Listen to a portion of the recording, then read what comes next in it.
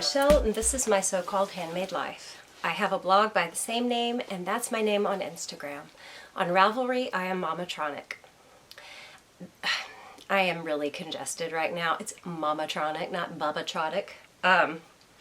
This is like a knitting, crochet, making, whatever I feels like talking about kind of podcast, and I ask you questions, and hopefully you respond, and that kind of steers what we talk about the next time. So it only works if we go back and forth. If you guys don't comment, I don't make these anymore. I make them private, and I make them as goofy as I really want to make them.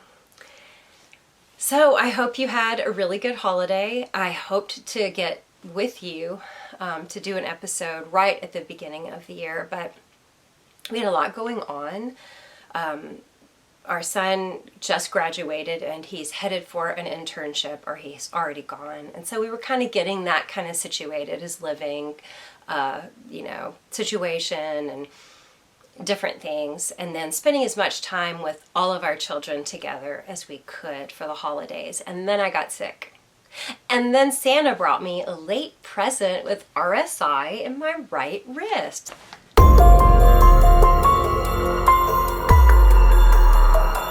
So I'm calling it RSI. I do think a lot of photo editing brought it on, and for some reason that's happened one other time, but I've had this happen before. You may remember I was doing this podcast the last time it happened, and just had to take it easy, and I started crocheting more because I use my left hand more for that. So anyway, it put a damper on starting the stash busting of the new year for me, but it didn't stop me from thinking about it. In fact, as and that's the knit along or make along we're doing right now. It's Stash Busting the New Year. That's the hashtag. Please use it so that I can see what you're doing online. I have a thread in my Ravelry group, my so-called Handmade Life group, that's devoted to that and just chatting about it. And I will put in the notes all the links here. And it's also in the Ravelry group if you can use Ravelry, but if you can't, Instagram, use the hashtag. I do have a bundle on Ravelry of stash busting ideas, and you guys have given me some more ideas. I'm going to be adding those to the bundle. I've added some, but I'm going to add more. So be patient with me getting started slow.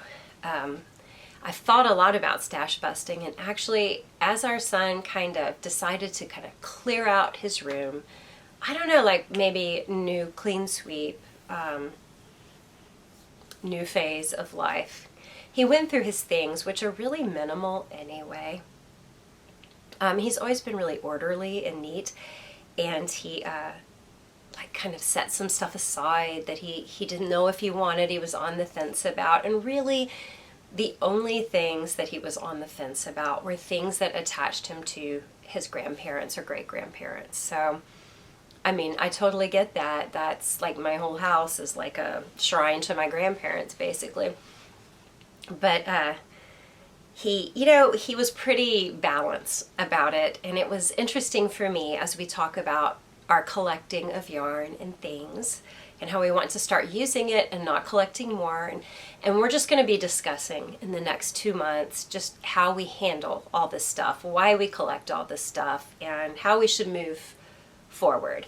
It was kind of neat to watch somebody do that with their own, small collection of things. And I would not say he has an overwhelming amount of anything, but still it was more than he felt comfortable with. And I appreciated watching how he sorted through it. We kind of talked about, you love these people, you want to remember them, but you have to be able to live your life and move around in your space. And it's okay as you get more to kind of look at it all and trade out a few. Say, well, I've saved this for a few years, but now I've got this from them, and I'm going to swap it out. And if it's really meaningful family memorabilia, you can always give it to another family member, which is usually me. And then, of course, I'm so congested, sorry. Of course, he's got like all of his school drawings and writings and stuff, and like I'm the hoarder of these things of my children. I do have a lot of toys. I did have them of my daughter's, but she went through them and she actually took what she wanted and said, you can get rid of the rest. And he still hasn't done that completely, but he did have a lot more like sets, like Lego sets and stuff like that, that honestly, I mean, we'll talk more about the toy thing later, but like Lego sets are things you might want your whole life. So we're keeping those. Anyway,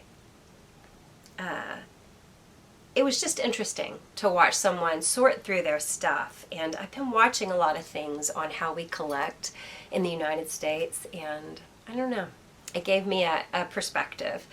So, due to having, you know, a bum wrist for weeks now, I did not finish any of the things I thought I would before the new year began.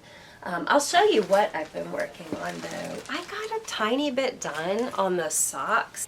These are Nomadic Yarns Merry Kitschmas. This is my Christmas socks for 2022. They're super comfy. I used the Smooth Operator pattern, basically. I did a 1-1 twisted rib top, and didn't make the cuff as long as I could have, but I just wasn't sure, since I thought I needed to do a 64 stitch width, which I didn't, but that makes them nice and cozy, nice and comfy. I just wasn't sure. So I did explain all of this to you last time. And then this is also Nomadic Yarns Dried Thyme.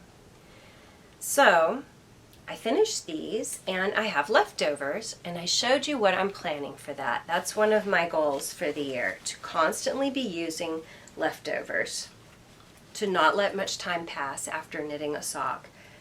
Okay, so then I did finish one sock. I told you I had, it's like my last hurrah for 2022. I got some Knit Picks Jade District Hawthorn, because it's always looked like a Christmas color to me. And I used some Cully, also in Hawthorn, as the contrasting cuff and heel, but I do think it blends pretty well. Jade District is more of a blue teal, and Cully's a bit more green, but they do, Cully is in this colorway. So if you notice, these are pretty big. Like, I did a 64 stitch cast on, and then Smooth Operator tends to make a more fitted sock for me. Even though now I realize I used to omit some stitches and, you know, wonder why my heel was too small, because I just can't focus and read the pattern. But even so, a traditional heel flap does make, like, I don't need to do 64 stitch width to do a traditional heel flap and heel turn with gussets. So I did do that this time though, and as I was working on it, I thought, ooh, these look like nice little house socks to wear like Christmas Day, you know? So maybe next year I'll be wearing these around the house. My feet have been cold a lot, even though today it's like 80. I've been wearing my wool socks more because so many of you were telling me you do wear them to walk and hike. Ophelia and Jen and Stacy, you're wearing them to do everyday things. And so I was like, well, I'm sure they can stand the wear and tear of, it's mostly dog hair. Like, they're mostly a fancy hand knit Swiffer, basically.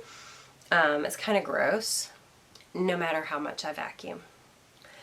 But anyway, I thought this was a fun colorway, and it's a fun little, it makes me think of, remember the 80s slouch socks that were so popular? So I have one more to make of this, and then I'm going to have leftover of this Jade District, which I will use for heels and toes and cuff and something else. So that's one thing I did work on. Another project that I got just a little tiny bit worked on last night. We were watching Alice in Borderlands, which is subtitled, and so I needed something very simple. And so it's a little bit more of that Sophie scarf that I had started. I mean, like, I knit from here to here in one day, which it's very easy to do with this pattern. It's just, I hadn't been able to work on anything for weeks. So, and this is also in Knit Picks. It's their upcycle alpaca wool blend, and it's really soft. It has a nice halo on it. I don't know if you can see that here, but it's very soft feeling, and it's a sport weight, so maybe not quite, you know, the weight for the Sophie scarf. But the thing about the scarf is that you don't need to swatch. Just start working on it. And if you think, I'd like it to be a firmer, denser fabric, you know, go down a needle size, or as I do, just knit tightly, because I do things jank that way.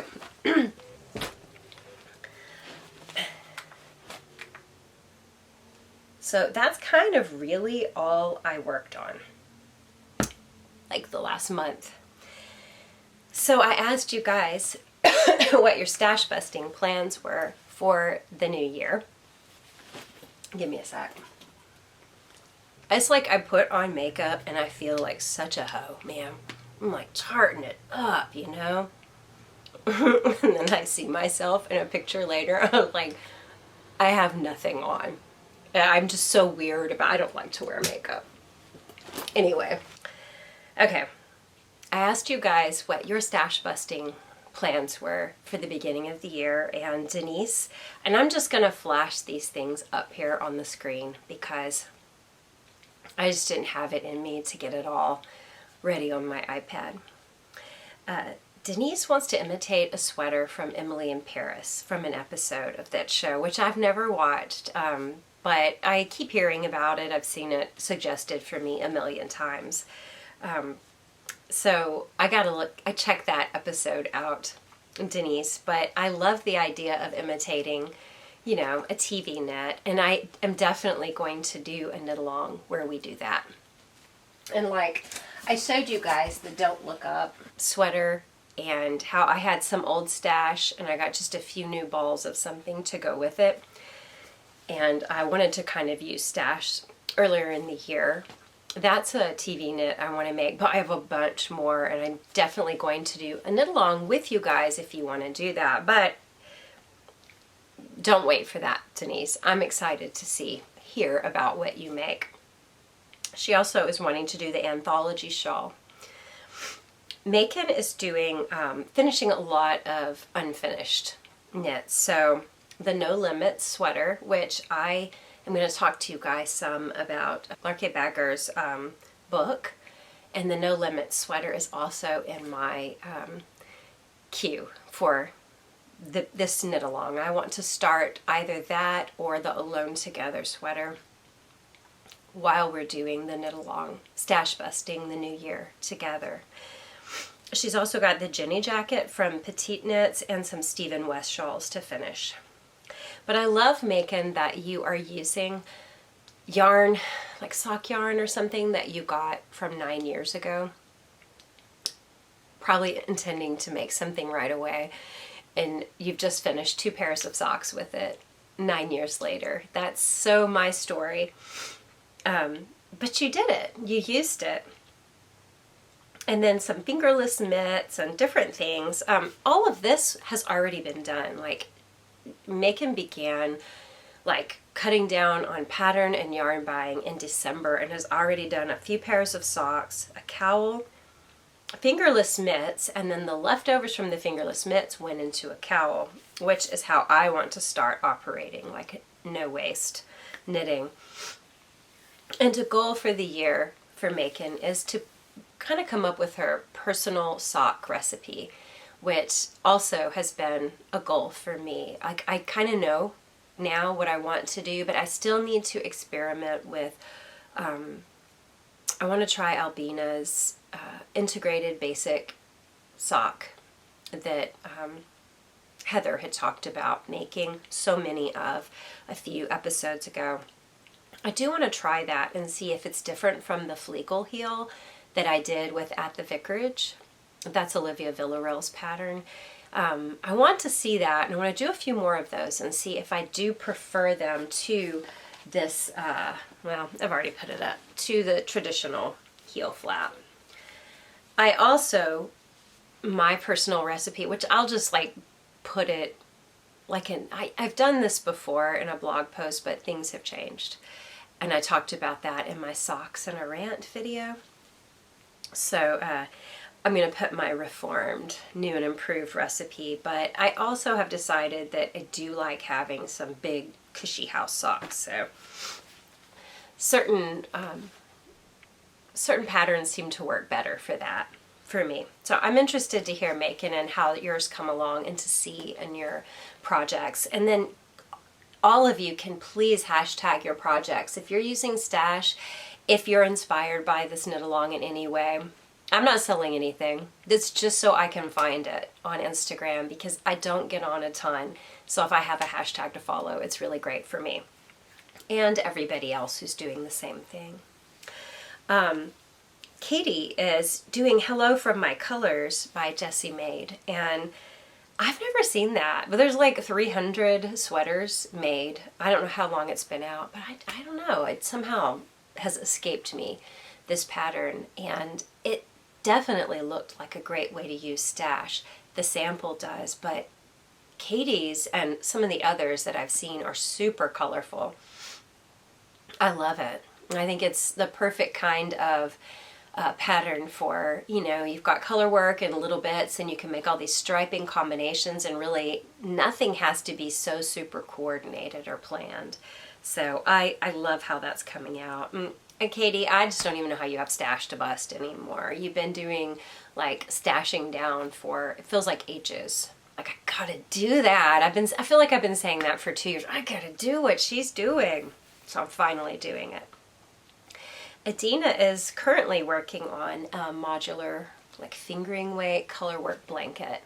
And that is a great way to use Stash, Adina. Great way. Especially the fingering, because I feel like that's what I have the most of in leftovers. And I think most of us can agree. For me, I think I'm always going to want to have, I know I keep showing this, I just always want to have my granny stripe going, and then every time I show you it's like just as small as it was the last time. But I've been so overwhelmed with other things in my life, I set this aside. I started it with the Knit Pickies. We did a little knit along, like, I don't know what it was called, not a granny stripe along, but it was something like that, and I love it.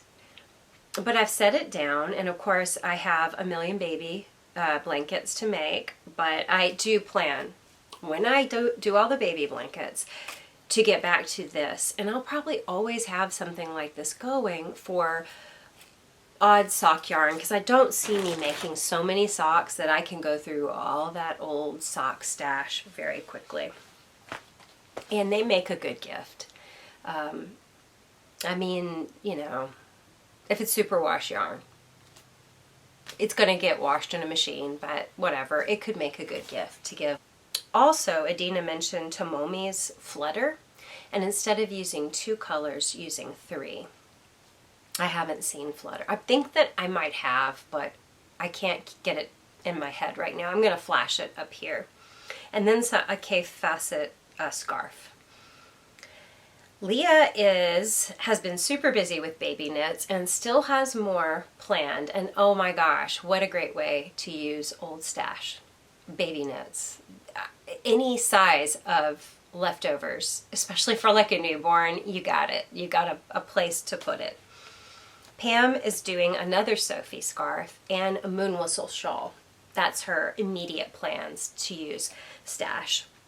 Ophelia is adding to her Hexy Starry Spells blanket, which I looked at that crochet motif. I love that. It is so nice. I'm wondering how far you are on it, Ophelia.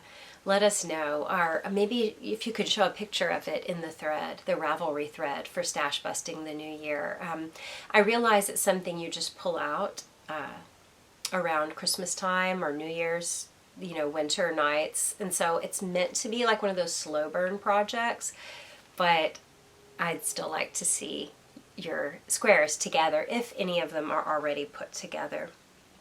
She also wants to do Junko Okamoto's Bright sweater. And Bright is one that has a really interesting cabled sleeve, and then a little bit of cable work up here that, if I'm remembering correctly, it almost has a bit of a smocked look. And Bright is one of those sweaters that is kind of, I think it's one of Junko's like one size sweaters. So, oh, I'm wearing one right now. Okay. I just realized I'm wearing one of those one size Junko sweaters. This one is Rug. And I actually wore it, I don't think I've ever shown you guys my rug. I knit it while I was like not podcasting, basically for like a year and a half, around the time we moved. But I wore it for a different purpose, but it kind of fits with talking about this.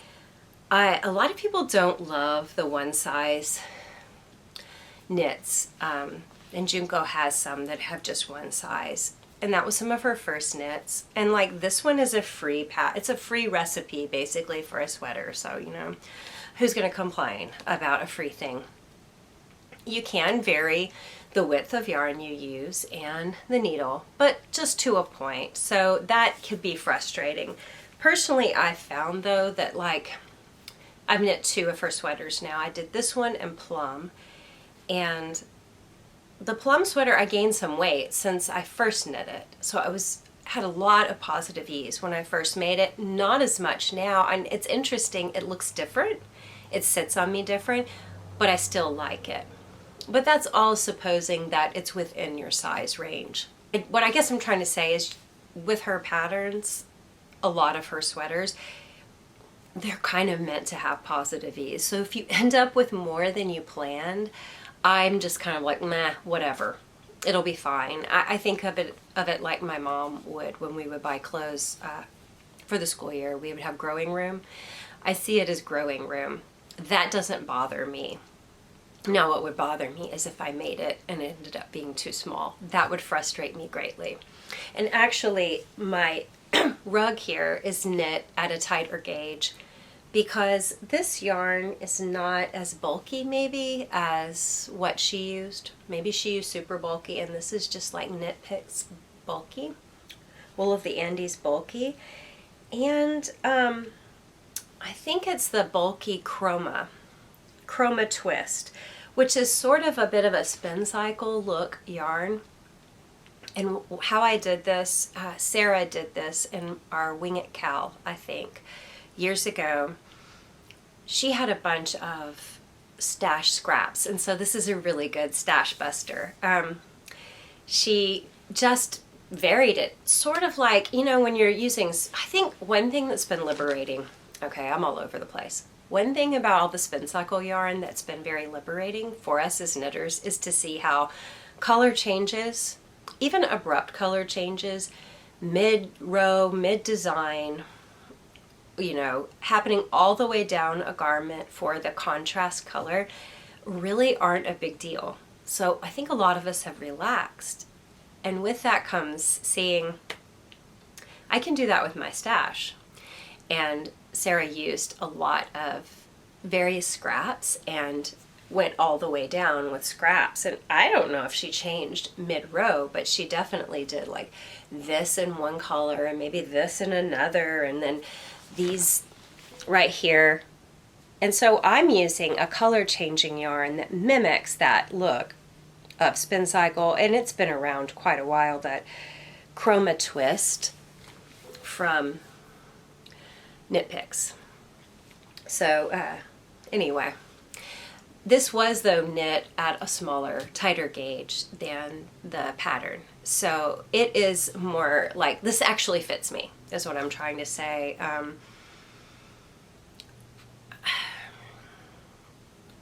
I might would have liked to have more ease, since it's kind of Swancho-y, see, with these low arms. And that also kind of makes me feel a little constricted, because, you know, I'm weird with the arm flailing, and I need to be able to, like, I don't know.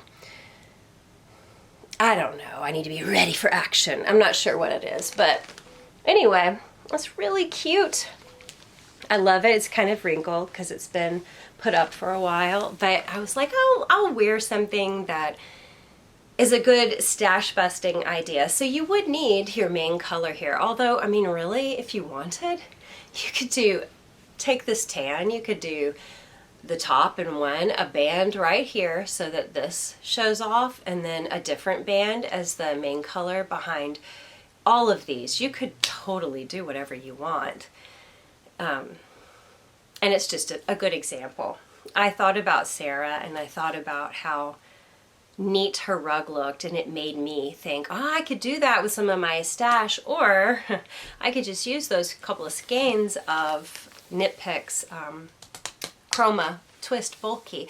And I'll put at the bottom here how many skeins of that it took, but it wasn't much. I think I have leftovers still. And this was the Vermont colorway, I think. And I think it has nice southwest. It makes me think of sunsets and sunrises, so I don't know. Thank you for making me think of it, Ophelia, but that's another idea. The other thing that Ophelia was going to do was the medieval tapestry blocks, crochet, kind of a, like a sampler, or else it's some sort of tapestry. And it's to be done in crochet thread, which sounds really intricate.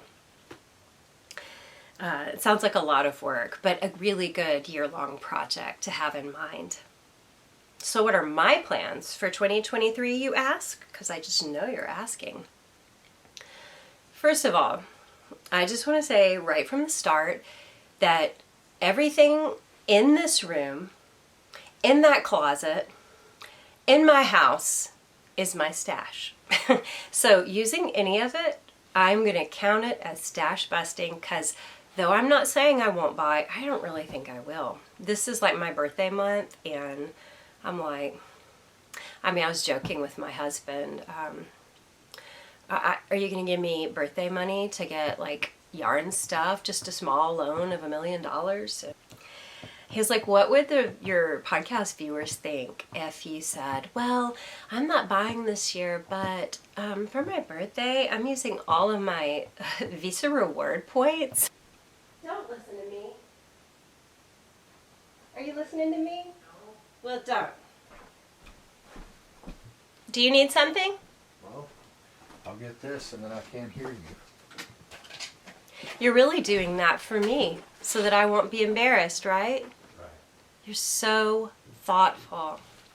He's getting his gear for playing the games. Okay. So you may ask, what are my 2023 stash busting goals? Okay, our knit along is officially just 2 months because I just can't keep up with like checking up and looking at stuff. I can't promise to do too much, but personally, I'm going to be using the hashtag all year, and I encourage you to if you want to also, because you're encouraging me, and I'm going to do this the whole year. I'm going to be focused on stash all year. So the first thing I have to do is I've got to knit some baby blankets. This whole wrist thing really threw me off. I want to do, I have 2 baby blankets, yikes, I want to make, and one is that rainbow blanket. I showed it to you. This is going to be the colors in my rainbow, and it's a cream background. This is in Color Theory, and I will flash the info on that blanket and the photo. That one needs to be done in the next 2 months.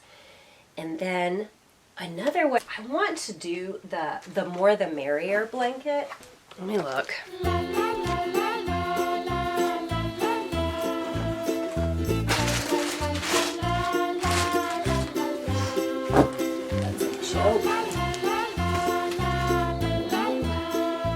This is no fun.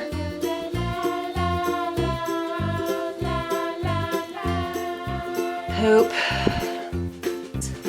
I like tried to straighten up, and so of course I don't know where anything is now.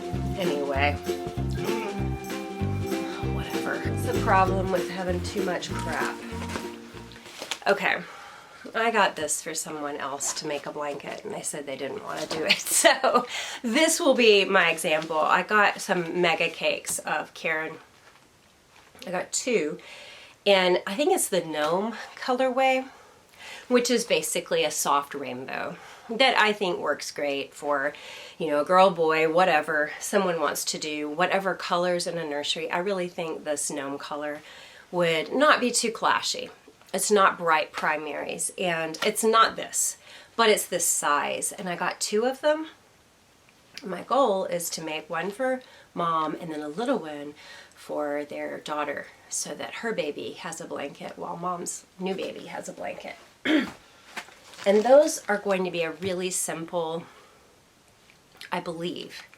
I'm going to use the more the merrier. There is another pattern, I might flash it here if I can find it, that has a little more of a stitch change, a little more texture to it that highlights the various stripes that Karen makes. But I don't know, it looks really good. It's meant to use like several different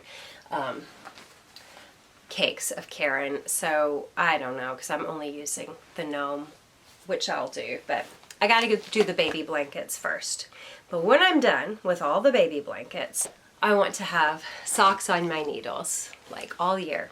And then when I finish a pair, like say this, and I have leftovers from this, I want to immediately go into combining those leftovers with other leftovers, like I'm going to do, I showed you I'm going to do here, and make some little shorty striped socks. So that's a goal for the year, to have socks going, basically a no sock waste year, where as soon as I have leftovers I try and use them for something else, unless it's a substantial amount, and I think it will go well with this blanket that never grows. I also want to do, well, I have 3 sweaters. I started with another online community, and I have my Illuminate and on Dawa, which I've really not started, and then I have Leilano, which I am this far on one sleeve, and the other sleeve is finished. This is old stash. This is over 10 years old, I would say. It's something from Valley Yarns, and that's the stash that like fell on me, and I knew it was like meant to be. Gonna finish those. That's stash, right?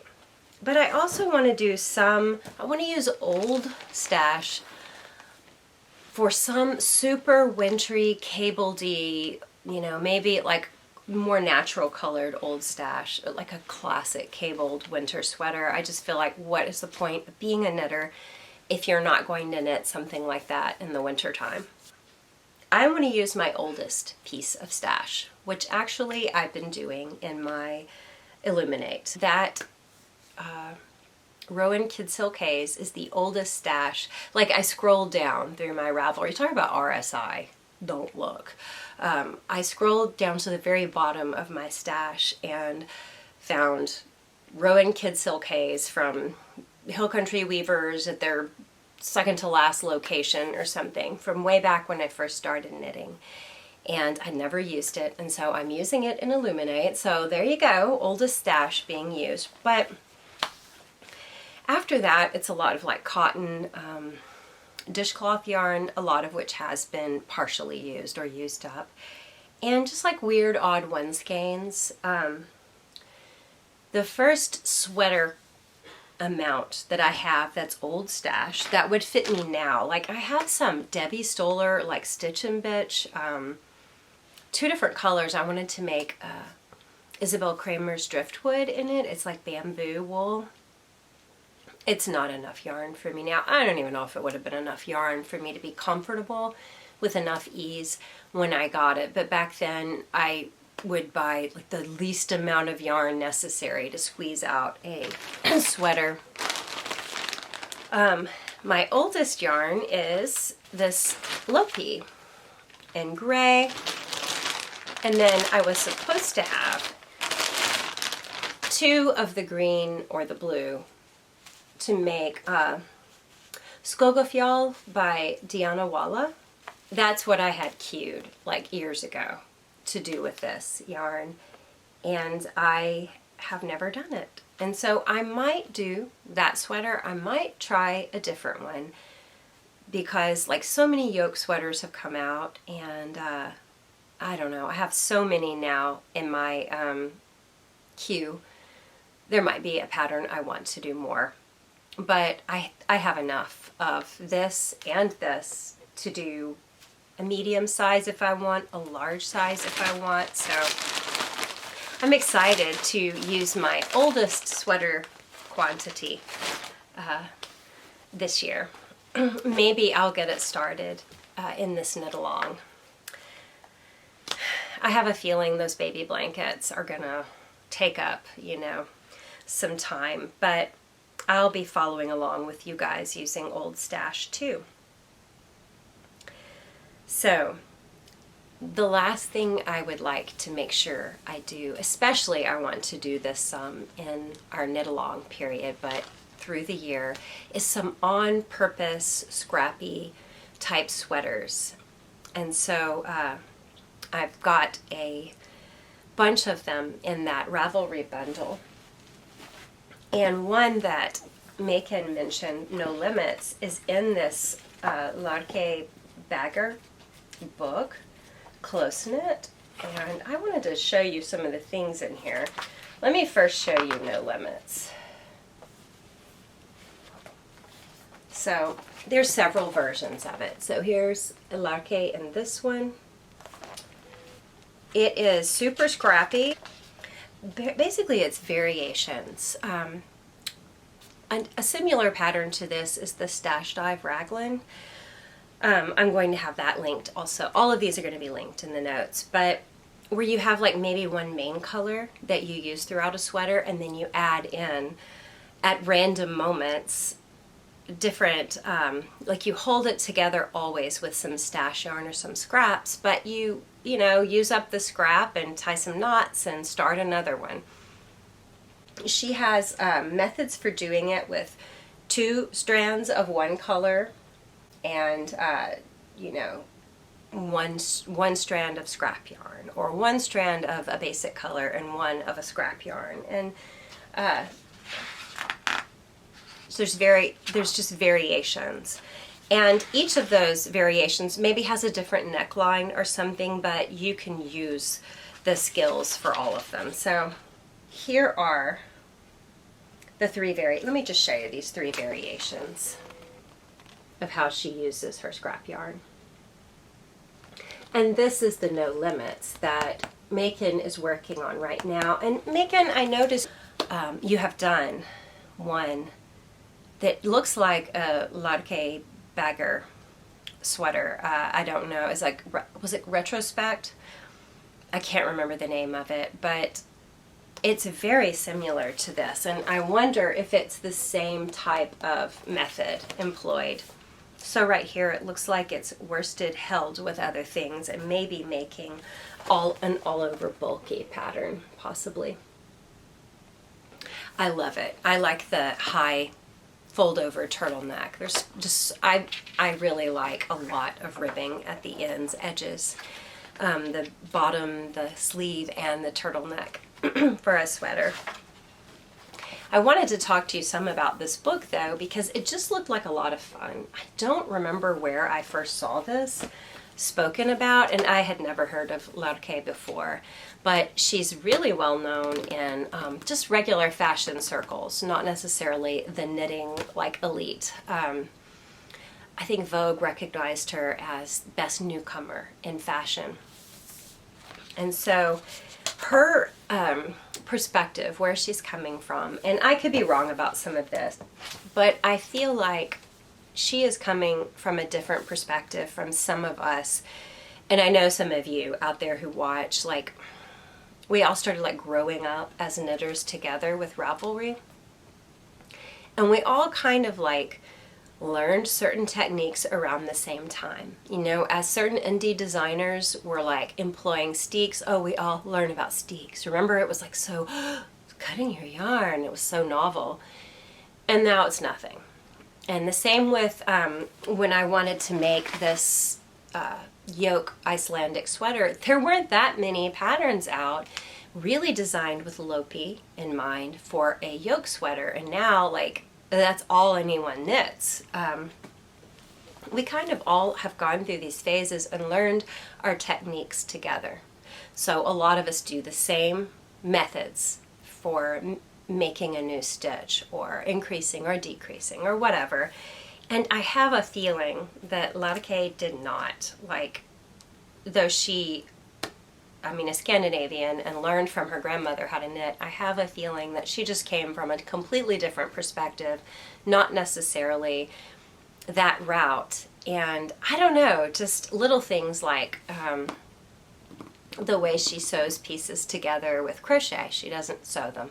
She crochets them together. That's just different, you know. That's going to be a new technique for me to use. I've never mixed the two that way. I've only added crochet chain stitch in that plaid sweater that looks like it's never going to be finished, and maybe to reinforce a seam or something, an edging. But I've never seamed pieces together with crochet, so I'm excited to try that. I'm kind of thinking that maybe the knitting culture that, like, I learned to knit in and have basically through my adult life been involved in since my 20s, maybe Lærke was outside of that. And reading her book makes me think of, like, when I was first learning to knit, and I was like, I just want to make it. Yeah, I don't want to really read 4 books. I just want to do it, you know? Like, it just makes me think of a teenager's impatience. Like, I just want to do it. Just let me do it, you know? Like, she had some fashion training and textile training, and it's like, it also makes me think of how people who have sewn before or have some sort of fashion school training but not necessarily knitting look at just taking shapes and connecting them to make something. It's sometimes a little different than people who have only knit might do it. I don't know, it's just a fresh perspective for me. And there's also sort of a, yeah, just whatever, do whatever you feel like, you know.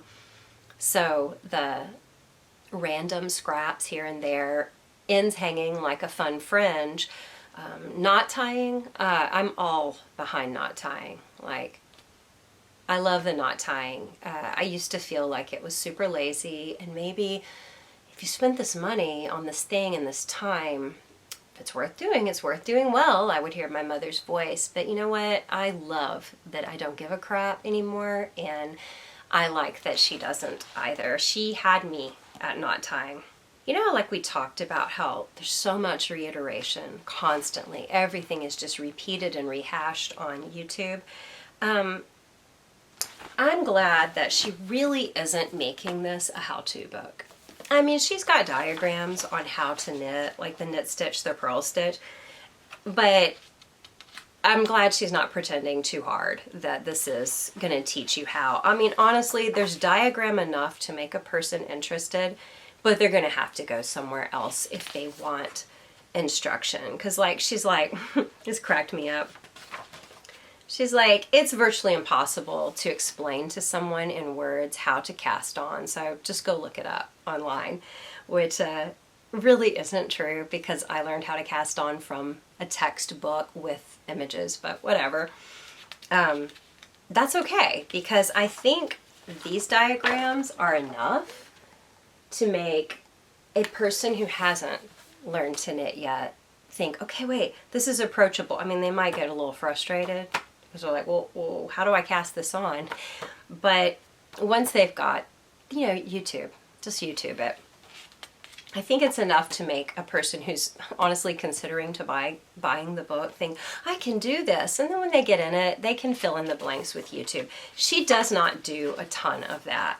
And I'm glad she's not even really pretending that it's that kind of book. What this seems to be, I haven't read through the entire book yet because too much has been going on, but what it seems to be is some interesting tips, some on fixing things, and I've already seen an interesting way to handle a cast on that makes it look more like my cast off.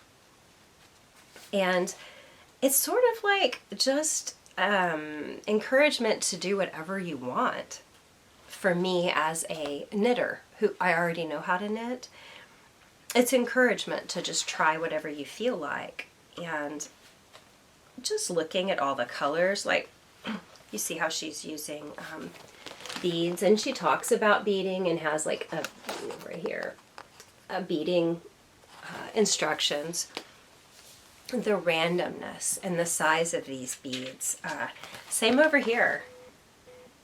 Just, I don't know, I find that freeing. The mixing of various yarns together and just saying whatever, it's fine. The crocheting pieces together, totally interesting to me. And you see here's another one of her scrappy sweaters, but in a mohair type yarn that's super airy, totally different feel. So anyway, I haven't finished the book, but there's a lot of cute things I want to make. There's some color work too. There's some fun color work like these right here. And this is like a garter stitch scrappy, so it's a slightly different look with the garter. This is like tunics that can be dresses. You can continue on to make a dress. This also makes me think of Betsy Johnson, like circa 93 or something. Just the colors and things. So I definitely want to do these really super scrappy ones. I definitely want to make a vest. I feel like most of us have enough yarn to do such a vest. I want to do the No Limits that I showed. There's also one I'll flash here from Ravelry that's a free pattern if you want to do this and you don't want to buy anything, because a lot of people I'm seeing online, they're not just stashing down, they are pattern stashing down also. So Alone Together is free on Ravelry. And then there's this little like tank top. I like the beaded version personally. I won't make that. I don't see me wearing it, but it looks like a fun make. Actually, I could make one for someone who I think would wear it in the summer. And there's some scrappy socks, which most of us will find fun little inspiration. So like I said, I haven't read a lot of the techniques she discusses in here. Oh, and then there's these loopy fringe fun jackets, which actually look like a lot of fun. You know, this actually makes me think of Dawn Barker's latch hook pillows and wall hangings. This one in a beige actually looks kind of fancy.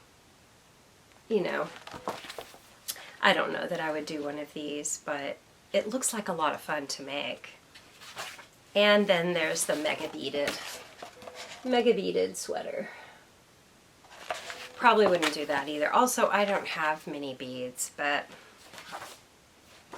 it's just a different perspective.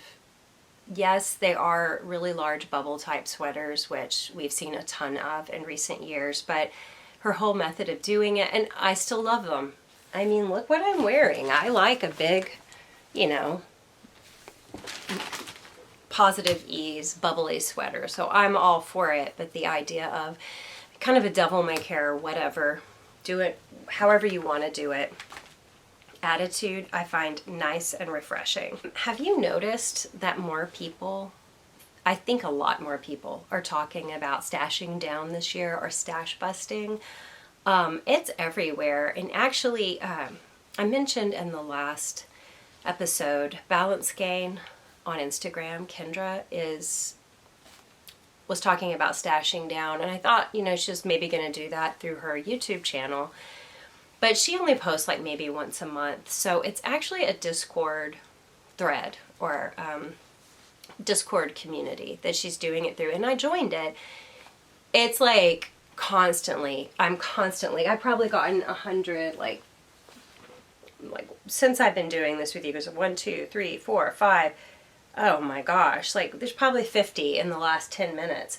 It's a busy thread. It's really too busy for me. I don't want to look at my phone that much, but if you do, if you're one of the people who like to constantly chat with people about stuff, she has like the link for that. You can get to it through her Instagram link. But I'm seeing a lot of people flashing their stash and discussing how, you know, what their plans are and things like that. Really similar to what you guys have commented. And so I just wanted to give you that also as a reference or a resource. If you, especially if you're struggling with purchasing, it's not that big a deal to me. I don't think I will. I mean, I might get a little something for my birthday, but I don't even feel like it, so I don't think I will. I think I just want to save, or maybe I want something else, like some camera stuff or something. But a lot of people are struggling to say no. To pattern buying, that's still hard for me, and to stashing. So they're encouraging one another big time over there. Similar to the no limits, I'm just going to add some images here for some that you might want to consider making. There's the Sea Glass sweater by Wool and Pine. It's mosaic knitting stripes, and it makes me think of the Shifty in a way. I don't exactly know how Shifty is knit. Haven't made one yet, but you can basically use your stash and you can alternate colors, just throw in colors as you want with this. The Stash Dive Raglan that I mentioned by Summer Lee, who does, you know, all the sock patterns. And she has a lot of good scrappy sock pattern ideas. And I think some might be free. I Love My Stash by This Bird Knits. And Katie had mentioned the Jessie Maid Hello From My Colors crop. This Bird Knits has just come out with the Gemini sweater. I'm going to flash the picture right here. I like Annie's patterns so much. I have so many queued. I don't know that I have knit one. That is what the stash busting is about for me. Pattern wise too. I'm not saying I'll never buy another pattern. I love knitting books, but I've got to focus on some of the ones I have. And her older patterns that I queued, I still like every one of them. Like there's none that feel kind of jejune now. I want all of them. So when the Gemini jumper came out, I knew I had this Knit Picks Wool of the Andes. It's a black and dove heather. And I thought these would work perfect together. So I think I did. This was my issue, you know, Knit Picks and their sales. Some stuff was on sale, plus it was like get 10 of anything, like a sweater quantity. They're considering 10 a sweater quantity, and there's a 20, it's like 20% off. And so I got a sweater's quantity of these colors. So I have plenty for the Gemini jumper, and that's something I want to make this year also. Over the last few weeks, because I've not been able to knit or do anything towards stash busting, I have been considering and just remembering when I started kind of buying too much, more than I needed, and what makes a person do that. I've been reading up things on, you know, the way people in the US say, but maybe much of the world kind of hoard things. Adina was saying that, you know, she's a little sensitive to the idea of having a lot of stash because she does not want to over collect things like some family members have. Like it's always in the back of her mind. And I think my kids feel that way because they saw how like overwhelmed I felt with things in my garage, and they're like, I don't want too much stuff. And even now, like this room would overwhelm my children to have to sit in it for too long. But I think it's the only room they would feel that way in the house. So it's getting under control, you know. You guys know a few years ago I had to go through a bunch of things, family mementos. Just my family had grown. My children were almost adults. We needed to go through their things. I needed to get ready to move. I went through things from relatives who had passed. It was very emotional, and I kind of evaluated these things then too. But I decided to spend some time reevaluating, especially specifically with the yarn. How did it get so out of control? And I'm not saying I'm like all ashamed. I'm not. I'm embarrassed of the mess in here, but I'm not really like ashamed of the amount, just because, I mean, I can keep it in perspective. I live a super frugal life otherwise. And I agree with Ophelia. It's nobody's business what we spend our money on. I mean, I know you've maybe seen yourself do it. You think, oh, well, there's, wasting money on this and that. But then we have our indulgences that are the equivalent, and everyone's different and unique. So I don't get to tell anyone else how much is too much, and they don't tell me. But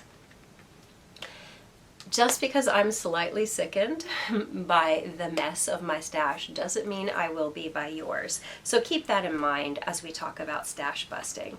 There is zero judgment here if you're like, I'm still going to buy yarn, because our focus is just enjoying when we do use the yarn we have. You don't have to have the same focus as me. Karen and Maureen both have a very, to each his own attitude. If I get to use from stash, great. I love my stash, but I have room for more right now, and I'm probably going to buy some more kind of idea. I can appreciate that perspective.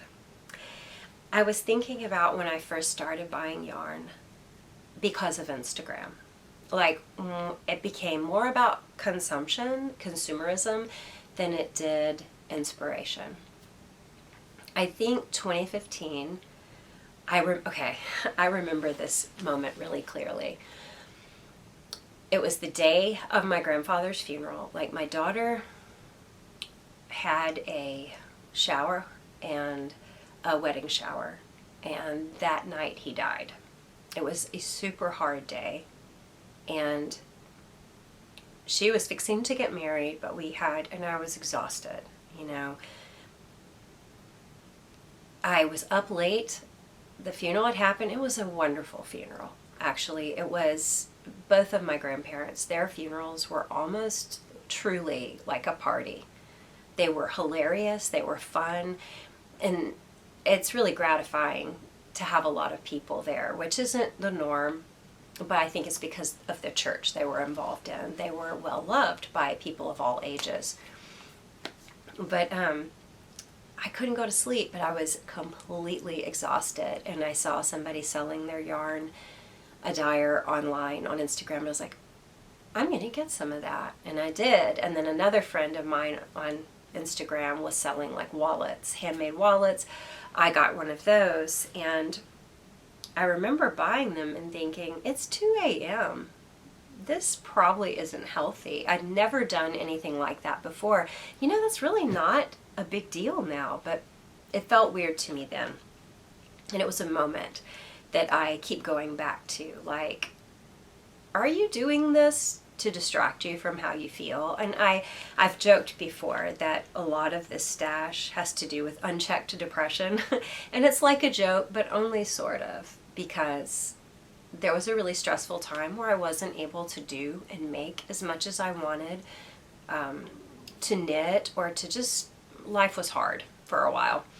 And I would buy things in order to one day make something with it. It was just wishful thinking.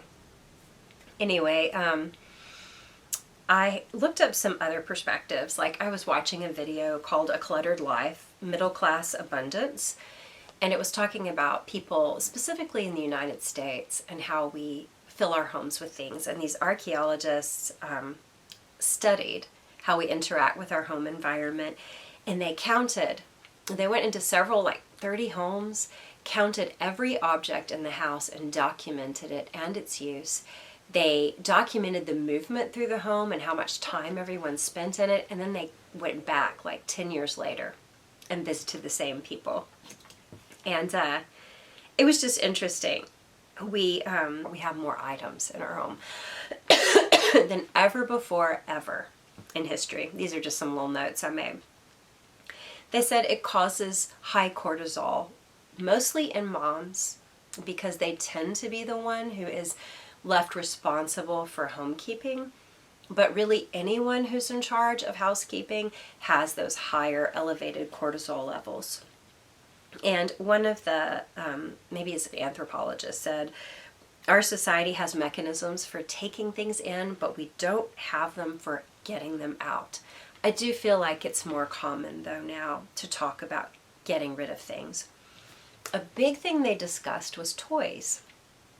How toys can just take over a home. It was so odd, and that is odd to me. My home wasn't like that growing up, and it wasn't with our children, but they were like, toys, flood the kids' room, and then flood out into the rest of the house.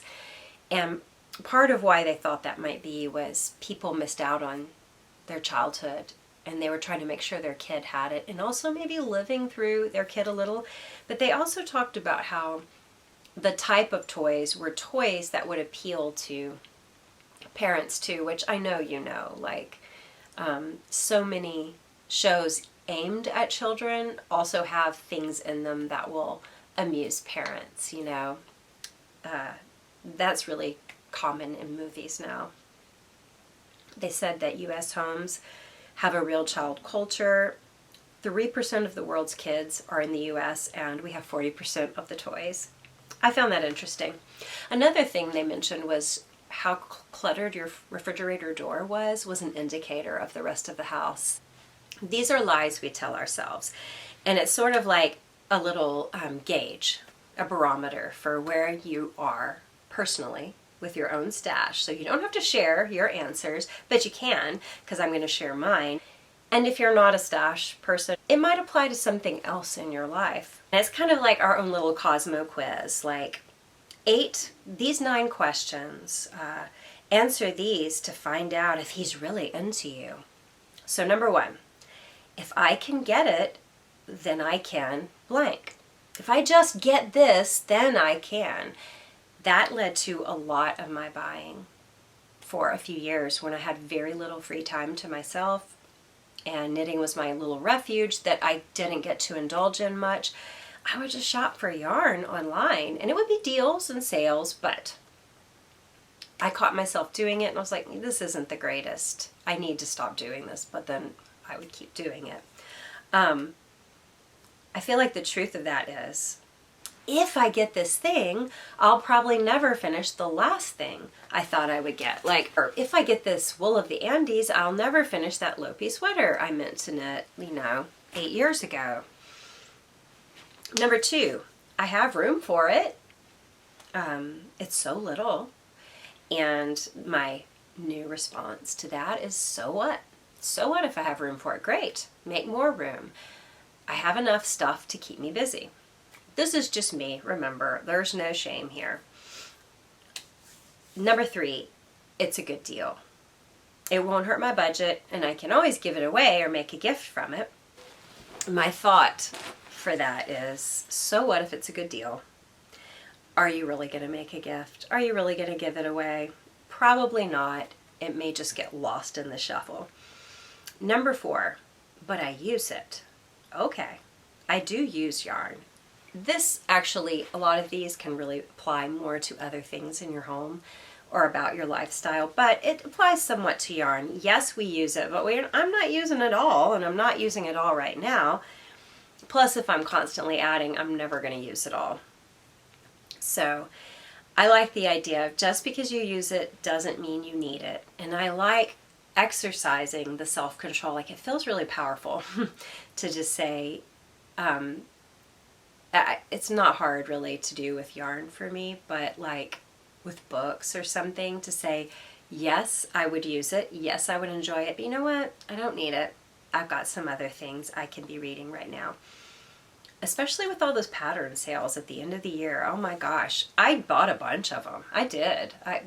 50% off and then 20% off and whatever. But occasionally I would say, just because I might enjoy reading it doesn't mean I need it. Number 5, I'd like to have it for just in case. that really applies to me more with other household items, or things like, say, running shoes, to have a backup pair, which honestly I still think is a good idea because I can blow one out and then I'm desperate the next day for something. But I heard something I really like that minimalists use a lot called the 20-20 rule. I don't know if you've heard of it, but if you can get it for $20 or less in under 20 minutes or less, you don't need a backup. You don't need to have a just-in-caser. I like that idea. Now, that might still not fit in your budget, but for a lot of people it would, and it might just kind of calm your desire to be extra prepared. And all that backup and precaution is meant to ease your stress, but in the end, if you end up with too much of something, like in my bathroom, I recently went through and pulled out lotions and potions from a decade ago. I don't know, it ended up being very stressful to look for Band-Aids, you know? Number 6, well, it wouldn't be so messy if it weren't for so-and-so. Like, a lot of families have blame shifting. Like, I'd have more space for my this if he didn't have his that. I don't feel that way. I've got a lot of space for my crap. Number 7, it's not like I own too much. That is something those ethnoarchaeologists said only 20% of people in the United States believe they own too much. That means 80%, according to them, of the country believes they don't have enough, which is crazy and totally not right. But they said in 50 years, home sizes have tripled. The average size is over 2,000 square feet, and we still have off-site storage, which kind of blew my mind. So number 8, I find excitement or amusement in these things. That is true, right, with knitting. We do. And these are items that are supplies, so they have to be used to get the thing. It's not like a TV or a, musical instrument or whatever, a camera. To continue making, you have to continually have a supply. But when you have too much or more than you need, how can it be true that it adds to your excitement and amusement if you get more? Because, like, if this made me happy and amused, wouldn't I have made the sweater before being happy and amused by this? So we lie to ourselves a little about where our happiness comes from. I think a lot of it comes from the dopamine of the purchase, or the wishful thinking we have with the purchase. So the last one, number 9, is, and I doubt many of us would say this to ourselves, and probably not about yarn, but this hobby, this thing defines me. I do think, I know of some people, like collecting things, vehicles or whatever, that is their thing. I don't know. It defines them. I don't know, maybe as knitters it does too. I don't like collect things intentionally to define myself as a knitter, but whatever. Just think about them. I would say 1 was definitely true at one time. 3 is still a problem for me, and maybe 8 to a degree. This is my hobby, right? Working with it, but the way I keep collecting it has kind of become a hobby too. Just looking at all the various wares, kind of like window shopping, but you still spend, has also become a secondary hobby. That is what I've been trying to break the last few years, and I've really bought substantially less, and I'm going to do much less even this year. So, where do you stand on your quiz? Did you figure out if he's cheating on you? Even if you live in a fairly minimal home, this kind of stuff can still apply. It just doesn't mean it's stacking up. Like, these were ideas about consumerism. They were kind of separate from the hoarding thing. But another program I watched was talking about how marketing has changed since post-World War II. And then they talked about like the 80s being this media reprogramming of our minds, where whereas, greed wasn't so much a thing post-World War II. Like, you didn't want to market to someone who was a major show-off. They were more just trying to keep up. But the 80s was so ostentatious, I remember that Donald Trump, he was the big thing then because of his lavish lifestyle. And remember, who was it that had the air-conditioned doghouse, which actually is kind of sweet sounding, but it became mainstream, I guess, is what I'm saying. And marketing, the encouraging us to buy and spend, our values began changing. Like, we used to watch the people on the nighttime soap operas be all lavish and crazy, but pretty soon people are like, yeah, that's like a thing to aspire to, and it's literally changing our thinking. So I watched this ad exec talking in the probably early 2000s about encouraging children to buy, getting parents through children, aiming tons of marketing at kids, and therefore to the whole family. And it was trying to encourage antisocial behaviors. So like rude kids, stupid parents, kids who kind of like rule the world and have to do everything. Mom and dad's so dumb. And he was saying antisocial behavior in pursuit of buying a product is good. And that was like over 20 years ago, probably. And I'd never thought about marketing being designed to create antisocial behavior in us because it would lead to more spending. And so there we are. Think about after World War II when, the whole Mad Men era of marketing really heats up and it's about keeping up with the Joneses, and now you don't know the Joneses because we don't know our neighbors and we live very insular lives. I thought about the whole COVID, people stuck in their homes, Amazoning things like crazy, and our lives support a very antisocial, insular, community-less way of living, and it's a way to sell things to us. And I was thinking about the children he was speaking of. They're my children's age now. They're grown up. I wonder what effect the antisocial training, because it wasn't just marketing. It was marketing, but think about how everything, like the cartoons they watch, the shows, the Disney Channel kids, everything was marketed. And my husband and I would say, man, where are the parents in these shows? And why are they dodos? I don't know. It was really interesting to me to think about how the marketing was made to change us so that we would buy more, but like, what effect has it had on community? Like, so much of who we are as people, how we bond and work well together, form relationships and love and grow, has to come from communication, like talking and conversation, working together, bumping up against one another, and we don't do it near enough. And what if a great part of that has to do with marketing? I don't know. It was something interesting to think about as I throw off the shackles of buying because someone's marketing to me. So I asked what your biggest weaknesses were. Denise said, podcasters selling their yarn because it's really beautiful, right? And I don't know. I mean, Denise, they always made it look good, and you would see the constant work in progress growing, and you'd be like, oh, I want to do that. And then for me personally, if I really enjoyed the podcast, I'd be like, I want to do it with them. It's like a way to connect with somebody who, I don't know, you enjoy online, making what they're making, So I don't know.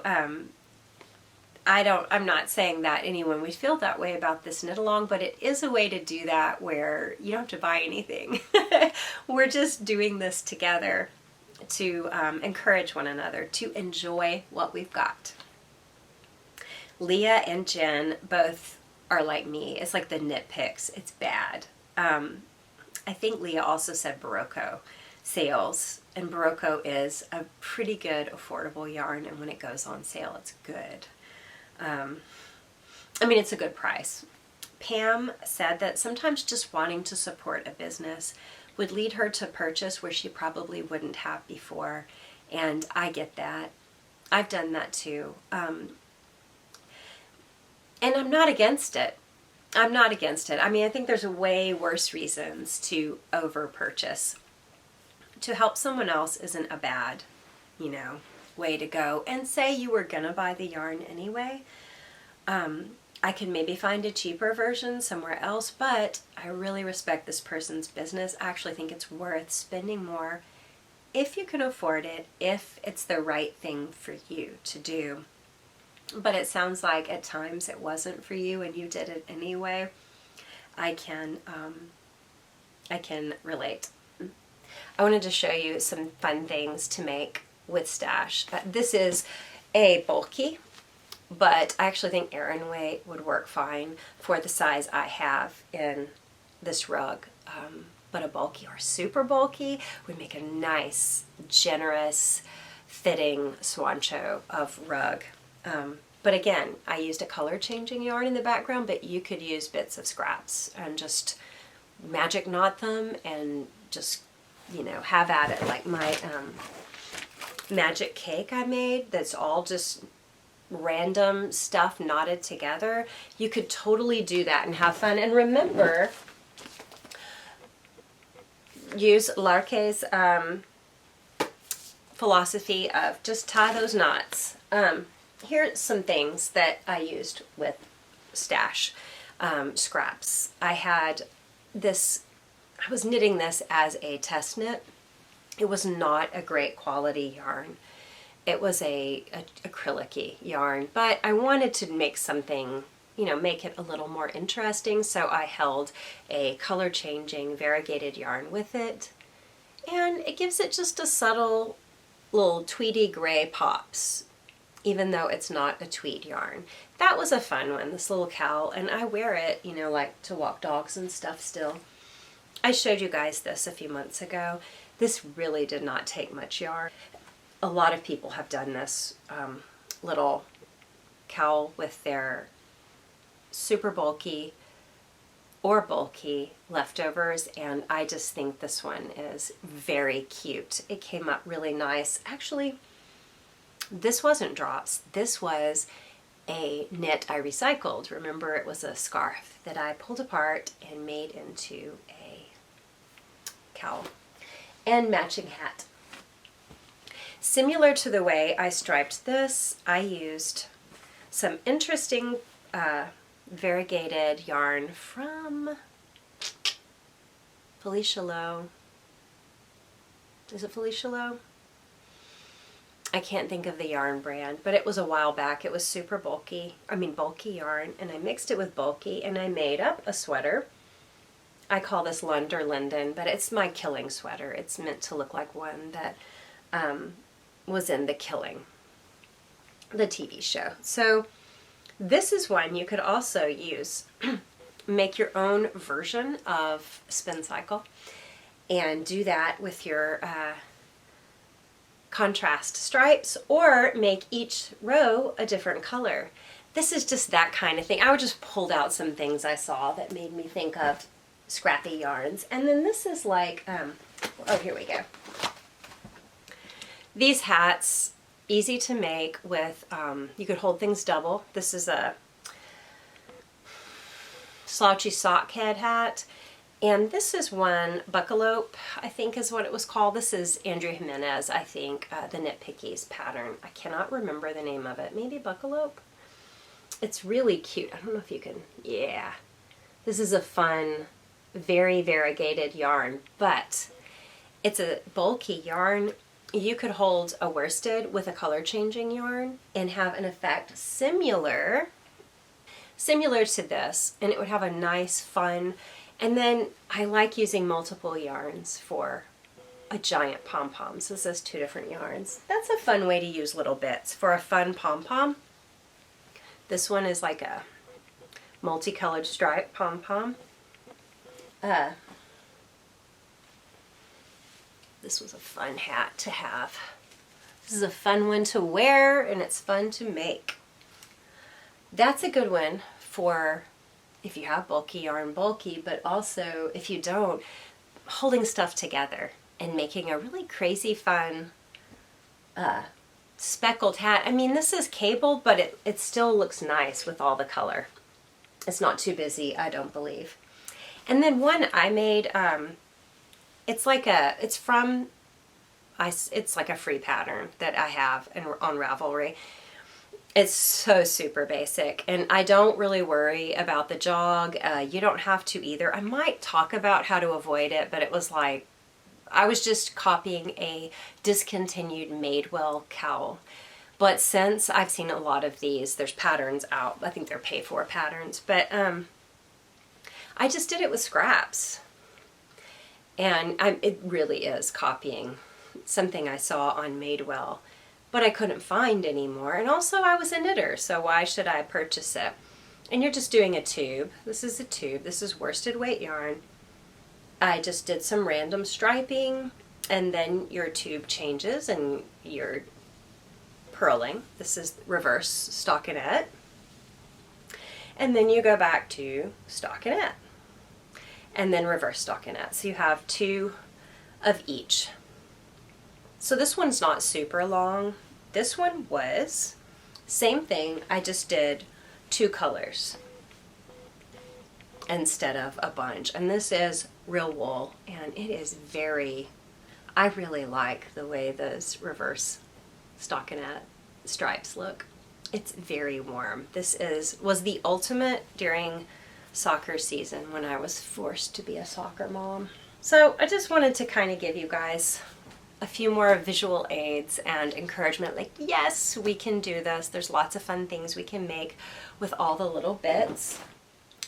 I'm wondering, I showed you some of my old stash, and I showed you my old first stash, that lace weight mohair in a cream color. What is your oldest and moldiest stash? Will you be using it for this knit along, or why not? I'd like to know.